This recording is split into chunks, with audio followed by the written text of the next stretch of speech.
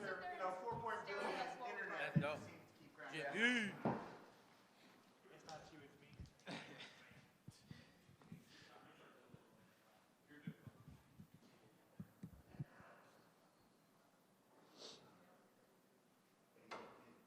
The hair looks fantastic. I thought it was messed up. Hair looks great, by the way. Thank you.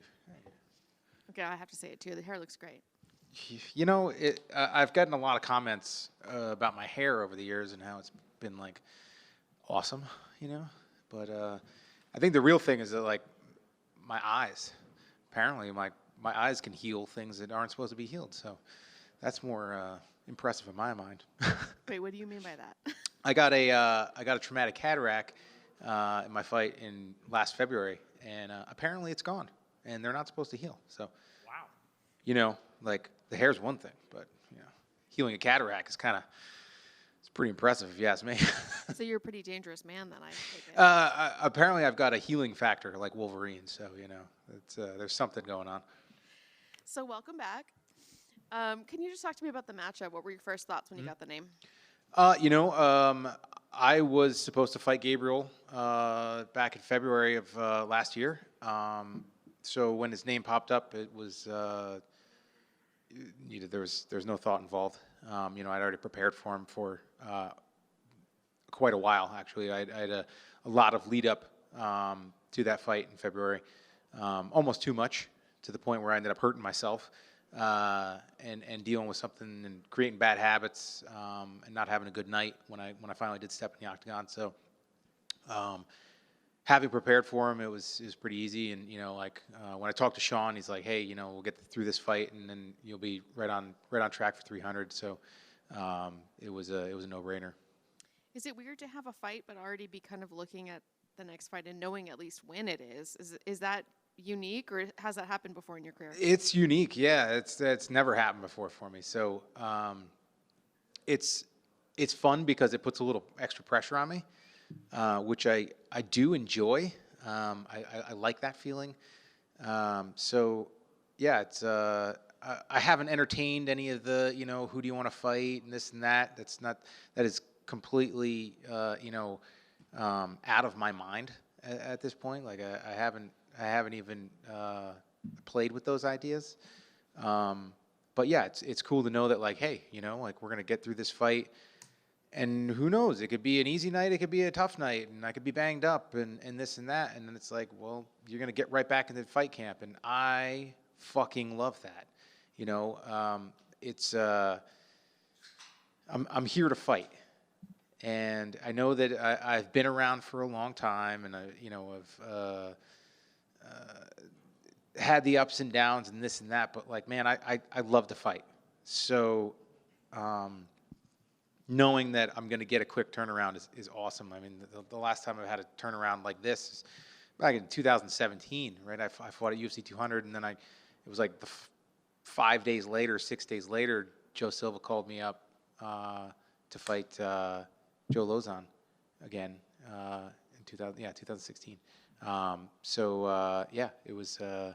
It's cool. It's cool to be active and know that I'm going to be active because you know, I haven't fought since June. I like to fight. I want to keep doing this, and you know, like, there's a lot of miles on my body, and you know, I'm definitely an older lightweight, and I know that, like, that every day that goes by, that it adds up. It doesn't get any easier.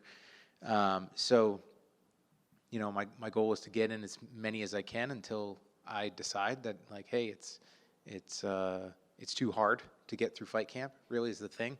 Like, the fights are kind of the easy part. It's silly to think about, but yeah, that daily grind is the difficult part, and I'm still able to get through it and still able to show up and be a dangerous man. And as long as that's happening, I'm going to keep doing it.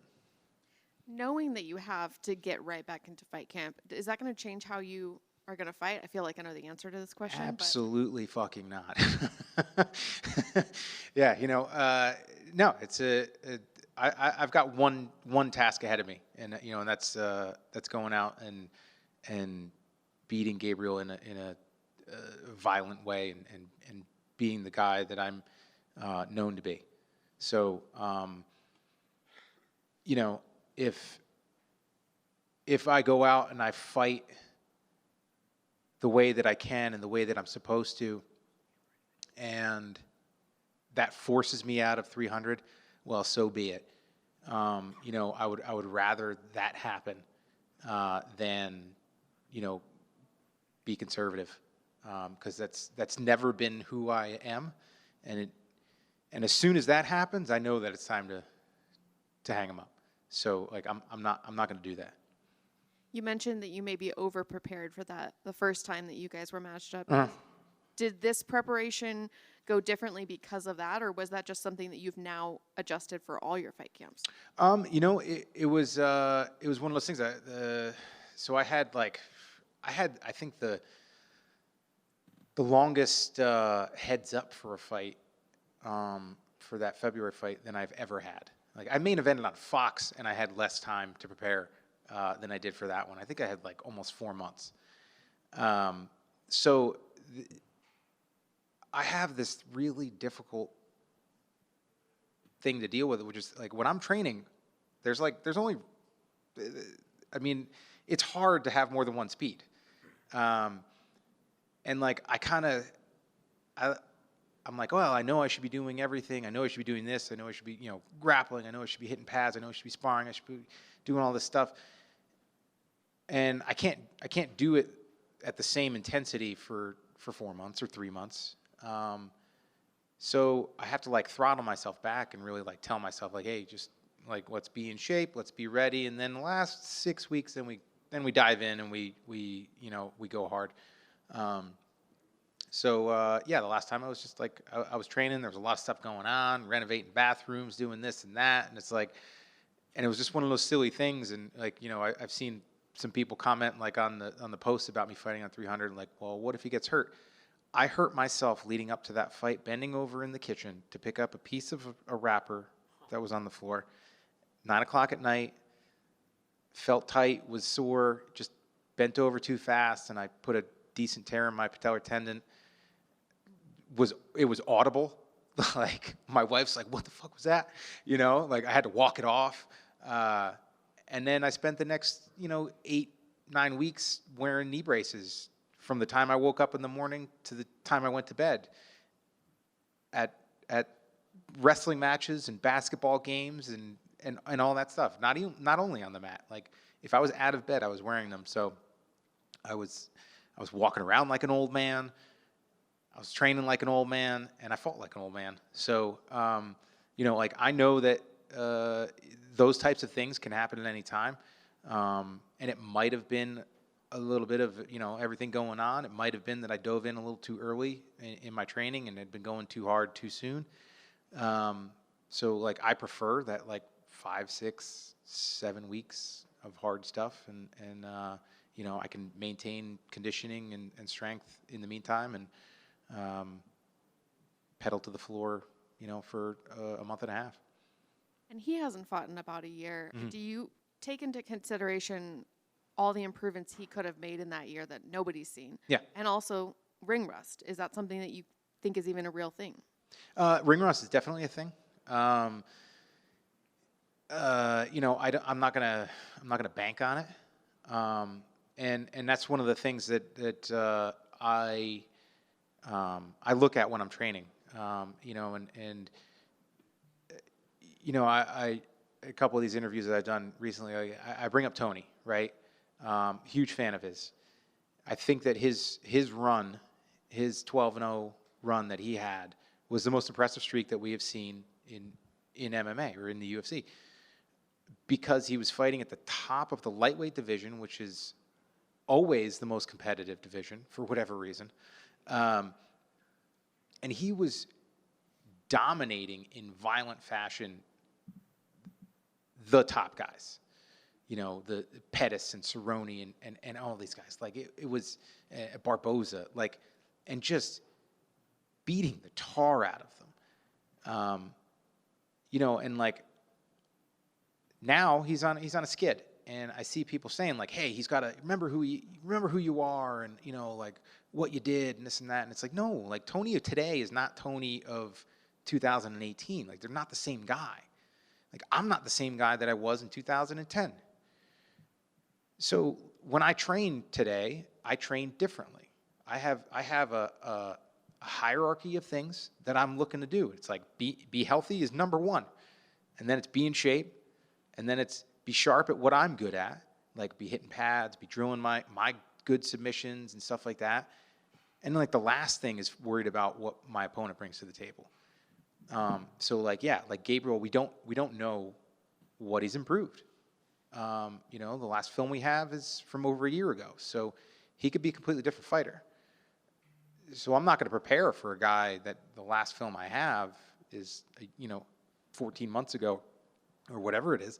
Like I'm preparing for the best in the world, and if he doesn't keep up to that, then I'm going to find my opportunities and I'm going to put them away. And that's the way that I look at it. And I've made the mistake in the past of doing that, of preparing for what somebody was, and like before I fought Gray, he threw looping punches. Every punch, every right hand that he threw was an overhand. And we come into the fight and it's straight right down the pipe. Bang. And then the next one, bang, breaks my nose. And it's like, shit. like where'd this come from? And like I made a mistake. I made a couple mistakes going into that one. So I learned from it, believe it or not. Today it's about being the best me that I can be when I step into the octagon, and, not really worrying about him. He's tough. He's dangerous. I like the way he fights. I think it matches up well with me. I'm excited for the fight, and that's all I'm really worried about. Just he's going to be standing across the octagon from me, trying to take my head off, and I'm going to try to do the same thing to him. And last one for me, I know you said you don't have an opponent in mind for UFC 300, but do you have an idea or a dream of what you'd like to see as the main event for UFC 300? Maybe put your fan goggles on for a minute. As the main event? I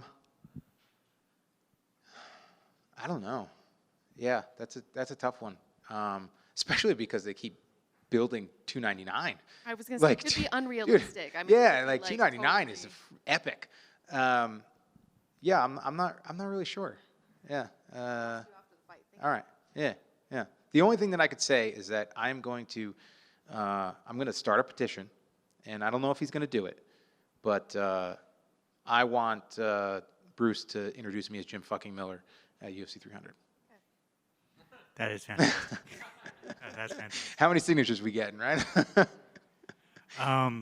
This might be silly, but like, do you ever think about you were on this 3-fight win streak, finishing people, then you're supposed to fight Gabriel, he pulls out, you lose. So like, does that give you motivation? Like you pulled out and I lost the fight that we were supposed to fight.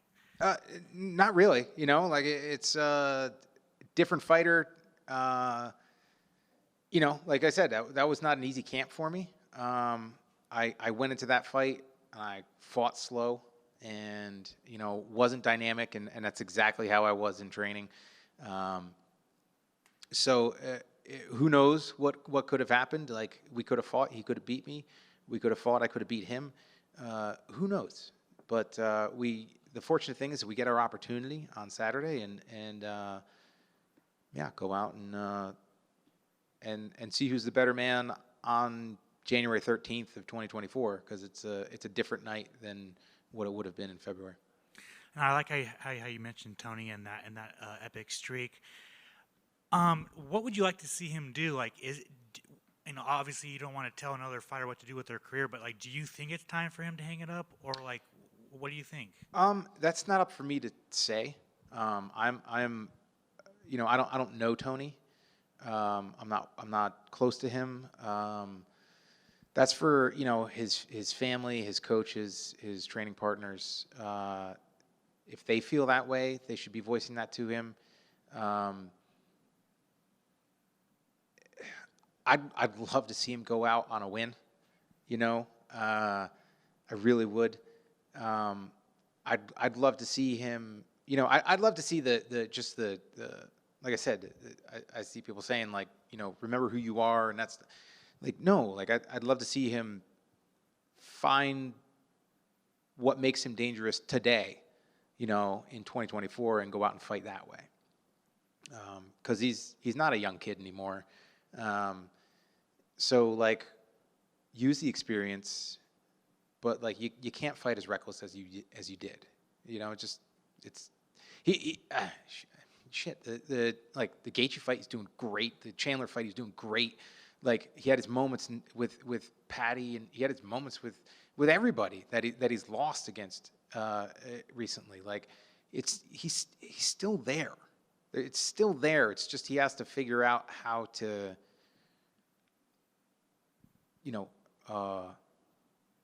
not necessarily change, but like, take the strengths that he's still got and mold them into something new that is effective in the octagon today. And it might not be there. Unfortunately, that might be it. Like, the things that made him so great might have only been, he was only able to capitalize on when he was a young man. So that might be it too. But yeah, I don't know. I'd love to see him, go on with a W. What do you think of, speaking of another lightweight killer that's been around forever, Dustin Poirier, taking on a young killer, Benoit Saint Denis? What do you think of his decision to do that? I like it. I like the fight. I understand why some of the guys are, really picking fights and this and that, right? Like, obviously, if you're making pay-per-view points or this or that, you obviously want to sell well, but like, time is a commodity, and like it, the hourglass that we have as fighters and athletes, like, it speeds up, right? Like, once it starts to slip and it starts to go, it goes a lot faster. So taking those extended layoffs, I don't know. I don't know if there's a benefit to it. I mean, maybe if you're really picking your fights and stuff like that, but like, once those reflexes start to go, they go. And yeah, like, maybe you can drag it out, but like, Dustin's awesome. I love watching him fight. I think this is a great fight. I think it's a dangerous fight, and yeah, I'm excited to watch that one. And finally, for me, I don't know if you saw this, but Anthony Smith said that you have a 50-50 chance to beat Brock Lesnar. Mm-hmm. Do you agree with that? Of course. Yeah.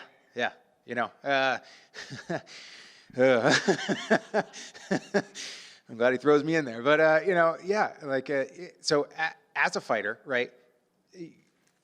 Like, years ago, Ronda said, she thinks she could beat Kane, and that's a difficult fight, right? But the mentality has to be there. You have to, like, when you start walking to the octagon, it is the loneliest place on the planet, right? Like, I firmly believe in training like you're an up-and-comer. Training like the guy that, that you're fighting is better than you, and they're doing more than you, and they're doing it better than you are. But the moment that it's fight day and you have to be the most confident person on the planet. And yeah, like, it'd be scary as shit. but I'm going to walk to that octagon, hopefully knowing that my bank account's going to get a big bump. Like, hey, like, we're going to take this. And the thing of it is I've trained with plenty of heavyweights through the years. I mean, my team now is a little bit smaller than me. But like, I don't like to bring up, like, because training is training, and I'm not a fan of keeping score, but I've trained with plenty of like heavyweight world champ grapplers and stuff like that, and I've subbed them out. So I know that if I can isolate something, I could Kimura Brock Lesnar. I know that I could, because I can lift enough. Like I get deadlift over 500 pounds. I can straighten the guy's arm. He can't single arm curl 500 pounds. So it's about isolating and stuff like that. It's gonna suck, but I don't want to be underneath him. Yeah, I appreciate the push, but yeah, we'll take it 50-50. Well, speaking of just save 300, I mean, Yep. I guess a two-part question. I mean, it's so funny. You've thought about for so long trying to get on this card. Now it's just around the corner. Yeah. How special does it feel to be good? Your body looks good. You're fighting well. It's right around the corner. And then if you do get on that 300 card, which I know you will, does it matter the opponent? Does it have to be a super stellar name, or is it just any name? Because I know that's not going to be the end for you, but since it's such a big moment, do you want it to be like a stellar opponent, or does any good matchup work for you, just as long as you're on the card? I would like it to be an interesting fight. I'd like it to be a fight that people are like, yeah, like this is an awesome one, and honestly, I don't know if there's a lot of guys like at lightweight that works with. I might have to go up to 70s, and I'm 100% with that. It's cool that it's right around the bend. I didn't know I'd make it. Like it was years ago that I was like, hey, 300, like let's drag myself to that finish line. And it's like, here I am, 4-1 in my last 5, four finishes, performing. So like, yeah, the goalposts have moved for me, but yeah, it's cool that it's like finally here. Cause I mean, I think it was like, maybe 19 or something like that I brought it up the first time. Like it was a ways away. So yeah, it's neat that it's finally here. I was honestly expecting it to be like they were going to play with the timing a little bit and push it back to International Fight Week, but so it's a couple months prior to what I thought it would be. But yeah, it's neat that it's finally here, and it's awesome that I have made it and have been performing the way I've been performing and feel the way I feel, and it's pretty cool. I love it. I feel like we've seen your hairstyles go through many ways. Who knows what it'll be for 300? I think it looks fantastic. Thank you. This is bedhead, actually. So Let's go with the bedhead. Yep. Thank you.